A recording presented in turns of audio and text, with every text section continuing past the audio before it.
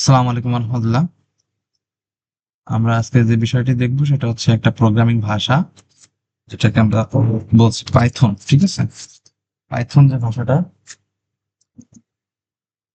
এই Python programming ভাষা সম্পর্কে আজকে আমরা একটু দেখবো আসলে কি করা যায়। সর্বপ্রথম আমরা কি করব, প্রিন্ট লিখবো। ঠিক আছে, PRINT, প্রিন্ট লিখে ফার্স্ট ব্র্যাকেট দিব। এখন আমরা যদি সংখ্যা লিখতে চাই তাহলে কোনো কিছু দেওয়া লাগবে না, আমরা লিখলাম 18। ঠিক আছে, দিয়ে আবার ক্লোজ করলাম। তাহলে আমরা যদি এটা রান করবো, এই যে এই চিহ্নটা দেখা যাচ্ছে, এই যে তলায়, এই তলায় দেখা যাচ্ছে 18 দেখা যাচ্ছে। ঠিক আছে, তো এই যে আমরা যখন নাম্বার দিলাম তখন হচ্ছে কি হলো, যে কোনো কিছু দেওয়া লাগলো না, কোনো কোটেশন মার্ক দেওয়া লাগলো না। কিন্তু যখন আমরা একটা অ্যালফাবেট লিখবো বা কোনো ইংরেজি বা বাংলা লিখতে যাব, তখন আমাদের কি করতে হবে, কোটেশন চিহ্ন দিতে হবে। যেমন আমরা যদি লিখি PRINT, প্রিন্ট, তারপরে এমন দিই একটা কোটেশন। আচ্ছা, কোটেশন না দিয়ে আমি দেখাই, লিখলাম, দেখা যায় যে আমার নাম লিখলাম ARI, এরপরে আমি ব্র্যাকেট ক্লোজ করব। ব্র্যাকেট ক্লোজ করলে এটা যদি আমি রান করি তাহলে কেমন হচ্ছে দেখো, যে এই 18 কিন্তু আসছে, তার পরবর্তীতে কিন্তু ফাইল স্ট্রিং, যেটা এটা এটা স্ট্রিং হিসেবে চলে আসছে। কিন্তু এটা এইভাবে লিখলে হবে না, এটা এরর দেখাচ্ছে। ঠিক আছে, তখন আমাদের কি করতে হবে, একটা হয় ফার্স্ট একটা কোটেশন, নয় অন কোটেশন আর ডাবল কোটেশন, যে কোনো একটা দিলেই হবে। এই যে আমার নামটা লেখা চলে আসছে। ঠিক আছে, আমরা যদি বাংলায় লিখতে চাই সে একই ব্যাপার। যদি আমার তো অভ্র আছে, আমি যদি এখানে লিখি ARIF, সরি কোথায় লিখলাম, লিখি ARIF। আচ্ছা, আর শুরু থেকে লিখি এ, আরিফটা আসতেছে না, অন্য কারো নাম লিখি, মাসুম লিখি, MASC মাসুম, এই যে আসতেছে। ঠিক আছে, তাহলে বাংলায় আমরা কিন্তু নাম লিখতে পারি। ঠিক আছে, এটাও যদি আমি রান করি তাহলে কেমন হয়, এই যে 18 মাসুম। ঠিক আছে, আবার ইংলিশে নিয়ে যাই। তাহলে আমরা শিখলাম হচ্ছে যে দুইটা জিনিস শিখছি। একটা হচ্ছে যদি আমরা সংখ্যা বা ডিজিট আকারে দিই। আচ্ছা, একটা জিনিস যদি আমি দেখাই, যদি এইটাকে আমি 18+5, সরি +5, একেবারে এটা শিখাই দিই, 18+5 আকারে লিখি, তাহলে দেখো যদি রান করি তাহলে কত হয়, 18+23 কিন্তু যোগ হয়েছে। ঠিক আছে, কিন্তু আমরা যদি এটাকে একটা স্ট্রিং হিসাবে তুলনা করি তাহলে কেমন হবে, যে আমরা যদি কোটেশন মার্ক দিই, দুই পাশে দুইটা কোটেশন মার্ক দিই, তখন কিন্তু এটা আর সংখ্যা হিসেবে হবে না, তখন একটা স্ট্রিং হিসেবে থাকবে। তখন যদি রান করি তাহলে কি হবে, 18+5 হিসাবেই থাকবে। তার মানে যখন আমরা কোটেশন মার্কের ভিতরে দেবো, সেটা সেটা স্ট্রিং, সেটা কোনো সংখ্যা হিসেবে তুলনা করা হবে না, সেটা যোগ বিয়োগ হবে না, কিছুই হবে না। ঠিক আছে, আচ্ছা, এখন এই দুইটা জিনিস বুঝলাম। পরবর্তীতে আমরা একটা জিনিস আবার করি, সেটা হচ্ছে আমরা কোনো একটা জিনিস কি করতে চাই, যে তো লিখছি, এখন লেখার পরে আমরা কি করতে চাই, যে নিচে নিচে নিয়ে আসতে চাই। ঠিক আছে, আমরা এন্টার চাপ দিলে যেমন নিচে নিচে চলে আসে, এরকম নিচে নিচে চলে আসবে। সেটা কিভাবে হবে, তো আমি লিখলাম ARIF, আরিফ। আচ্ছা, না, অবশ্যই আমাকে স্ট্রিং করতে হলে যে কোটেশন মার্ক দিতে হবে, দিলাম ARIF, আরিফ। ঠিক আছে, এখন তারপরে যদি আমি নিচে কোনো কিছু লিখতে চাই, দেখা যায় লিখতে চাইলাম হচ্ছে মারুফ, তাহলে কি হলো, একটা \n দিতে হবে। ঠিক আছে, দিয়ে তারপর MARUF, তাহলে কি হয়, এখন যদি আমি রান করি, দেখো উপরের যে বিষয়টা, এখানে আমাদের ব্র্যাকেট দেওয়া হয়। আচ্ছা, এইবার যদি আমরা রান করি, কি দেখাচ্ছে, ওই যে 18+5 উপরে যেগুলো ছিল ছিল, আর আরিফ এবং মারুফ এই দুটা কিন্তু কি হচ্ছে, তলায় তলায় দেখা যাচ্ছে। যদি আমরা এই \n কেটে দিই তাহলে কিন্তু কি হবে, এটা কিন্তু পাশাপাশি শো করবে। ঠিক আছে, এই হচ্ছে বিষয়। তাহলে একটা জিনিস বুঝলাম, আমরা পাশাপাশি লিখতে পারতেছি। আর একটা কি, যে আমরা কি করলাম, যে আহ নিচে নিচে লিখতে পারছি। আরেকটা বিষয়, এখানে আমাদের হয়েছে হচ্ছে একটা গ্যাপ। এখন আমরা যদি এরকম গ্যাপ বাড়াই তো ম্যানুয়ালি গ্যাপ বাড়বে, এই যে ম্যানুয়ালি গ্যাপ বাড়ছে।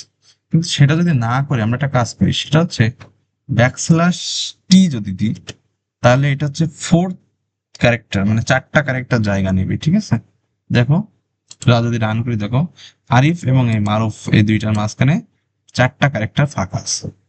তো এটা হচ্ছে ব্যাকস্ল্যাশ টি এর গুরুত্ব, ঠিক আছে? আচ্ছা, আবার অনেক সময় হয় কি যে আমাদের কোন একটা জিনিস আমরা কোডের মধ্যে দিব না, কিন্তু ওই জিনিসটা আমার মনে রাখা দরকার। তাহলে আমরা কি করব? সেটার জন্য কি করব? আচ্ছা, আমরা কয়েকটা জিনিস শিখলাম। সেটা হচ্ছে আহ, যখন স্ট্রিং হিসাবে হবে তখন আমরা কি করব? কোটেশন মার্ক দিব, আর এমনি হইলে কোটেশন সংখ্যা হইলে কোটেশন মার্ক দিব না। সংখ্যা হইলে যদি আমরা এই যে এটা তো যোগ করে দেখাইছিলাম তাই না, যদি কোটেশন না দিই তাহলে আসলে কেমন হয়, 23 দেখাইছিলাম, এই যে 23। আরেকটা জিনিস শিখলাম হচ্ছে আমরা তলায় তলায় নিয়ে আসা, অথবা দুজনের মধ্যে 4টা ক্যারেক্টার ফাঁকা থাকা। আরেকটা বিষয় আমরা যেটা বলতেছিলাম একটু আগে, সেটা হচ্ছে যদি আমরা আহ কোন একটা জিনিস আমাদের দেখা যায় যে এটা আমাদের কোডের মধ্যে দিব না, কিন্তু আমার এই কাজ করতে করতে আমার দরকার এটা আমার মনে রাখার আর কি, তখন আমরা কি দিব? এই যে হ্যাশট্যাগ দিব। হ্যাশট্যাগ দিয়ে আমি যাই লিখি না কেন, প্রিন্ট লিখে, হ্যাঁ, আমি এখানে দেখা যায় যে লিখলাম যে এটা এটা আমার,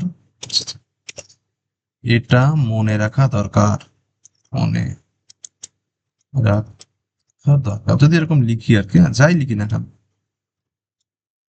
তাহলে এটা যদি আমি রান করি তাহলে এই যে যা ছিল তাই কিন্তু আসতেছে। বাট এই প্রিন্ট দিয়ে যদি আমি এই হ্যাশট্যাগ তুলে দিই, তাহলে কিন্তু এটা যদি দিই তাহলে কিন্তু এই যে এটা মনে রাখা দরকার, এটা কিন্তু চলে আসছে। তার মানে কাজ করতে করতে বা যদি কোনো অবস্থায় আমাদের কোনো একটা জিনিস উজ্জ্বল রাখতে হয়, যেটা আমার একটু মানে করার সময় দেখতে, কিন্তু কোডে দিব না, তাহলে আমরা কি করব? এই যে হ্যাশট্যাগ দিব। আরেকটা বিষয় সেটা হচ্ছে আমি চাই হচ্ছে এই যে ধর আমি এখন চাচ্ছি এটা এখন বুঝাইতে, এটা বুঝাবো, ঠিক আছে, প্রিন্ট দিয়ে এটা বুঝাচ্ছি, বাকিগুলো আমি এই কমেন্ট গুলো অফ রাখতে চাচ্ছি। তখন আমি কি করব? 3টা কোটেশন মার্ক দিব, 3টা কোটেশন মার্ক দিয়ে আবার ধরো এখানে আমি এন্টার চাপলাম, এন্টার চেপে 3টা কোটেশন মার্ক দিলাম। তাহলে এই 3টা কোটেশন মার্ক মানে এটাকে বলা হয় মাল্টিপল লাইন কমেন্ট। মানে এই কমেন্ট গুলো সবই কি হবে? অফ থাকবে। এই যে এইগুলা হচ্ছে মানে ওই হ্যাশট্যাগের আরো উপরের জিনিস। এটা হ্যাশট্যাগ দিলে তো একটা একটা লাইন হতো। তো এই আমি যত লাইন দিব, যদি আমি এই করি যে এটা না এর নিচে দিব, এর পরে দিব, তাও কি হবে? এগুলো সবই তখন আসলে সবগুলোই উজ্জ্বল থেকে যাবে, ঠিক আছে? মানে সবগুলাই হাইড হয়ে যাবে। আচ্ছা, আরেকটা বিষয় হচ্ছে আমরা একটু দেখি, সেটা হচ্ছে আমরা যদি কোটেশন মার্ক দিতে চাই, আমরা অনেক সময় কোটেশন দেখি না, আমরা কোটেশন মার্ক, এই যে আরিফ এবং মারুফ, আমি একটা রান করি, এই যে আরিফ মারুফ লেখা, এখানে কিন্তু কোনো কি নাই, এই আরিফ এবং মারুফের সাথে কিন্তু কোনো কোটেশন নেই। একটা বিষয় হচ্ছে যদি আমরা ব্যাক স্ল্যাশ দিই, এই যে দুইটা কোটেশন, এটা কিন্তু একটু একটু জটিল আছে, একটু বুঝতে হবে। এই যে কোটেশন দুইটা, দুই পাশে দুইটা কোটেশন এটা আছে, এটা কিন্তু ওই আমাদের কোডিং করার জন্য যে দুই পাশে দুইটা কোটেশন মার্ক দিতে হয় সেই কোড। এখন আমাদের কি করব যে এই আরিফ এবং মারুফের আগে আমরা কোটেশন নিয়ে আসতে চাই, তাহলে একটা ব্যাকস্ল্যাশ দিয়ে এখানে কি করব? দিব, ঠিক আছে? এখানে যদি দিই, আবার যদি আমরা আহ এই পাশে দিই, তাহলে কি হবে? যদি রান করি তাহলে কি হবে? ও সরি, এখানে না, একটা দিলে হবে আর কি। এই যে আরিফের আগে চলে আসছে, ঠিক আছে? আর যদি এই পাশে নিয়ে আসতে চাই তাহলে কি হবে? আবার একটা দিব, ঠিক আছে? এই যে টিটা আমরা এখানে কি কেটে দিব? আমরা পাশাপাশি লিখি, হ্যাঁ, টিটা কেটে দিই, এখানে একটা দিই, তাহলে দেখা যায় যে এই যে আরিফের দুই পাশে কিন্তু কি আসতেছে? ব্যাকস্ল্যাশ দিয়ে দেওয়ার পরে দুই পাশে কিন্তু কোটেশন মার্ক আসতেছে। এখন মার্কের আগে যদি আমরা কোটেশন মার্ক নিয়ে আসতেছি, তাহলে আবার দিব, দিয়ে একটা কোটেশন মার্ক দিব, এবার মারুফের পরে করবো একটা কোটেশন মার্ক দিব, দিয়ে রান করবো। সরি, এখানে একটা ব্যাকস্ল্যাশ দিতে হবে, ঠিক আছে? ব্যাকস্ল্যাশ দিয়ে তারপর কোটেশন, তাহলে কি হলো? দুইটার আগেই কিন্তু চলে আসলো। মানে ব্যাকস্ল্যাশ দিয়ে শুরু করব, আবার ব্যাকস্ল্যাশ দিয়ে শেষ করবো। এই যে ব্যাকস্ল্যাশ দিয়ে শুরু করলাম, শেষ করলাম, একটা পার্ট হয়ে গেল, ঠিক আছে? আচ্ছা, এখান থেকে কিন্তু পার্ট না, পার্টটা হবে এখান থেকে, এই যে এই যে এই ব্যাকস্ল্যাশ দিয়ে শুরু করে কোটেশন দিলাম, ব্যাকস্ল্যাশ দিয়ে শেষ করে কোটেশন দিলাম, আর এই কোটেশনটা কিন্তু, এই কোটেশনটা কিন্তু কোডের যে কোটেশন, এই কোটেশন আর লাস্টের এই কোটেশন কোডের কোটেশন। এই যে আরিফের কোটেশন শেষ হয়ে গেল, আর এই যে এখান থেকে আবার এই এই ব্যাকস্ল্যাশ থেকে এই ব্যাকস্ল্যাশ পর্যন্ত, এটা একটা প্রশ্ন। আশা করি এটা আমরা বুঝছি আর কি। এইবার আসি আমরা যে আহ, সংখ্যার যে যোগ গুণ বিয়োগ সেখানে একটু আসি। যোগ করতে গেলে কি করতে হয়, গুণ করতে গেলে কি করতে হয়, ভাগ করতে গেলে কি করতে হয় একটু দেখি। হ্যাঁ, এটা আসছে আজকে আমাদের হয়তো লাস্ট অংশ আর কি। হ্যাঁ, আচ্ছা দেখি আমরা প্রিন্ট লিখি। প্রিন্ট লিখে এখন আমরা কি করব, যদি যোগ করতে চাই তাহলে তো যোগ তো দেখাইলাম। হ্যাঁ, যদি বিয়োগ করতে চাই তাহলে কি করতে হবে, একটা জিনিস বুঝো। যদি বিয়োগ করতে চাই তাহলে বিয়োগ দিব। যদি লিখি 20 29 - 9 দিয়ে যদি লিখি, তাহলে যদি আমরা এখানে রান করি, সরি এখানে কিন্তু ইয়ে পড়ে নাই। আচ্ছা, কত হচ্ছে 20 আসতেছে, ঠিক আছে। যদি আমি গুণ করতে চাই, তাহলে কি হবে, এই যে গুণ চিহ্ন যেটা স্টার যেটা বলি আমরা, এটা গুণ দিব। তো আমরা ছোটখাটো নাম্বার দিই, হ্যাঁ, উল্টো পাল্টা বেশি নাম্বার দিলে তখন আমাদের গুণ গুণ এত 9 × 18, এই 9 × 18 কিন্তু আসছে, ঠিক আছে। আচ্ছা একটা কাজ করি, আমরা যেহেতু শিখলাম এত কিছু, তাহলে না কাজে লাগালে কেমন হয়, যে এগুলো তো আমাদের এখন দরকার নেই, আমরা 3টা ডট দিয়ে আমরা এগুলোটা হাইড করে দিই, ঠিক আছে।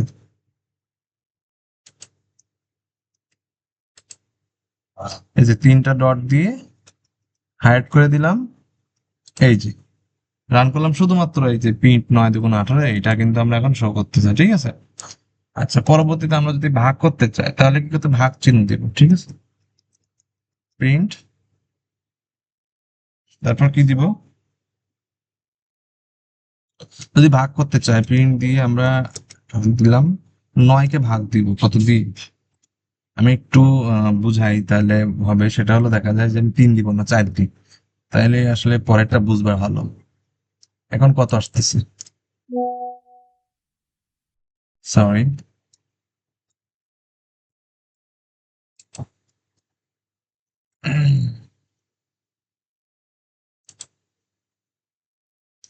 আচ্ছা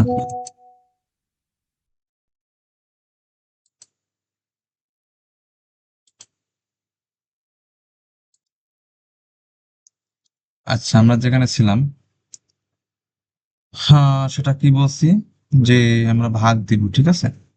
ও ভাগটা কিন্তু আমার ঠিকঠাক ভাগ পড়ে নাই, ভাগের যে চিহ্নটা সেটা একটু ভুল হয়েছে। এই যে এটা হলো ভাগের চিহ্ন, তাহলে কি আসলো, এই যে 2.25 আসছে না, 2.25 আসছে। এটা কিন্তু আসলে মেন এক্সাক্ট।